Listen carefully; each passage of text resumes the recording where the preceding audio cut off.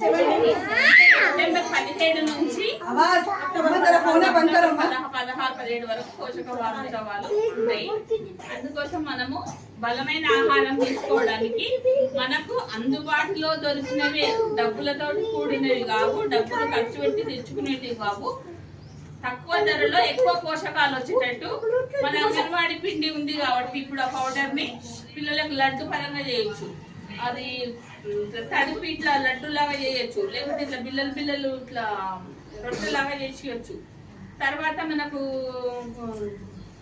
ఇవేంటి పెసర్లు, శనగలు మనకు తక్కువ ధరకే దొరుకుతాయి కాబట్టి అవి కూడా నానబెట్టి తింటే ఎన్నో పోషకాలు వస్తాయి మనకు. క్యారెట్, మటన్, చికెన్ ఇవే తినాలని లేదు.